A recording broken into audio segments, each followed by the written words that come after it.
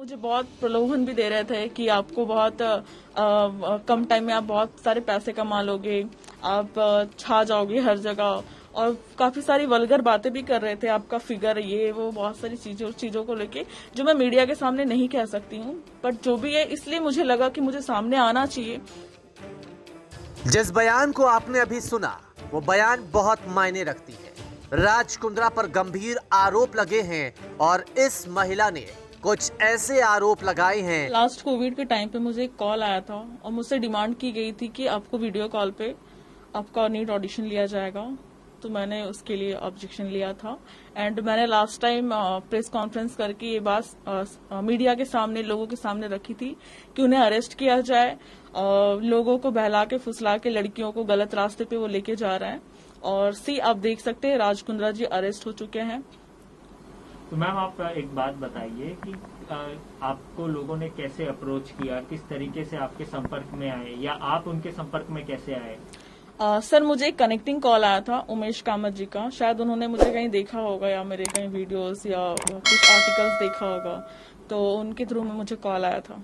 तो इन्होंने क्या कहा उमेश जी ने, और ये क्या करते हैं Umesh ji?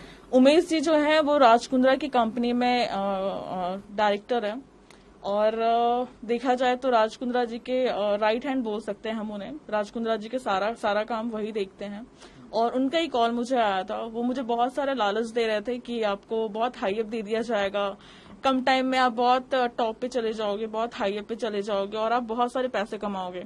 Because last time जब कोविड का टाइम था तो बहुत सारे आर्टिस्ट वो घर पे बैठे थे, तो उन्हें लगा शायद कि मैं ये काम कर लूंगी, बट मैंने मना कर दिया। नहीं तो फिर आपको राज कुंद्रा से आपकी बात कराई थी, किससे बात? नहीं, जब वीडियो कॉल आया था 3 लोग थे, एक इंसान उसमें रिवील नहीं हो रहा था, उनका फेस कवर था, I think so Raj Kundra जी होंगे। तो एक बात बताइए कि इस सबके दौरान आपने क्या कभी सोचा कि इस बारे में मैं कंप्लेंट फाइल करना है या नहीं करना? आपने उस समय मैं इसे एक बैड एक्सपीरियंस समझ के भूल चुकी थी, बट सडनली जब उनकी बातें उठी और गहना वशिष्ठ गिरफ्तार हुई तो मुझे लगा शायद मुझे सामने आना चाहिए और लोगों को बताना चाहिए, खासकर जो स्ट्रगलिंग आर्टिस्ट होते हैं, जो लड़कियां आती हैं बाहर से, उन्हें बताना बहुत जरूरी है कि आप ऐसे चक्कर में ना पड़े, बिकॉज ऐसे चक्कर में पड़ेंगे तो लाइफ आपका खराब हो सकता है। मैंने फर्स्ट टाइम किया, और जब चीजें राज कुंद्रा जी के बारे में सामने आई तो मुझे लगा कि मुझे भी सामने आना चाहिए। और ये चीज मैं 5 महीने पहले की थी, आपको याद होगा लास्ट फरवरी में मैंने ये चीजें की थी। बट जो सच होता है वो सच होता है। और आप लोग इस बात को लेकर के पुलिस में क्यों शिकायत नहीं दर्ज करवाई? नहीं, मैंने मना नहीं किया, मैंने ये कहा कि अगर पुलिस कहेंगी, अगर मुंबई पुलिस चाहिए तो मैं उनके सामने जाके अपनी बातें रख सकती हूँ, मैंने किसी चीज से मना नहीं किया। तो आपके संपर्क में और कोई आपके दोस्त भी हैं जिन्होंने ये सारी चीजें झेली हैं? नहीं, जो मेरी आप पे बीती दूसरों का मैं नहीं बता सकती हूँ, बिकॉज बहुत सारी लड़कियां, बहुत सारे लोग ऐसे होते हैं जो अपने पर्सनल लाइफ किसी से शेयर नहीं करते हैं, तो जो मेरे खुद का एक्सपीरियंस है वो मैं बता सकती हूँ। मुंबई में आप कितने सालों से रह रही हैं? मुझे 8 साल हो गए सर। 8 साल हो जी। गए। उससे पहले आप क्या करती थी? उससे पहले मैं फैशन डिजाइनिंग कर रही थी दिल्ली में। दिल्ली में आप कर जी। रही थी, तो मुंबई 8 साल पहले आप आई। जी।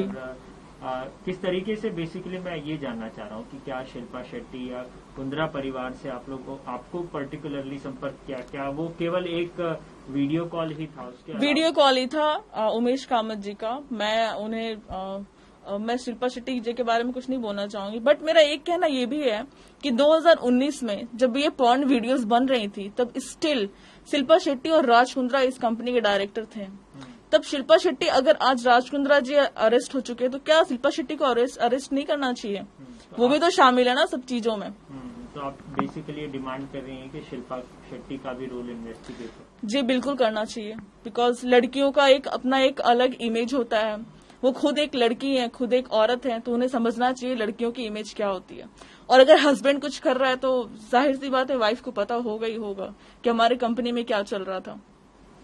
ठीक है, उस दौरान आपने किसी को इस बारे में बताया कि मतलब मीडिया के अलावा अपने दोस्तों या किसी डायरेक्टर्स को या प्रोड्यूसर्स को? नहीं, मैं कुछ टाइम के लिए शांत हो गई थी, बिकॉज ऐसी बातें, क्योंकि उन्होंने, मैंने जैसा बताया आपको, उन्होंने बहुत वल्गर बातें कर रहे थे उमेश कामत जी, ये बहुत ही गलत बात है। एक सेकंड के लिए मैंने सोचा कि चलो ठीक है, मैं चुप हो जाती हूँ, कुछ नहीं कहती, बैड एक्सपीरियंस समझ के भूल जाती हूँ। बट जब चीजें बाहर आने लगी और जब मैंने नेट पे सर्च किया, काफी कुछ चीजें उन लोगों के बारे में पता चली, तो मुझे लगा मुझे खुल के सामने आना चाहिए।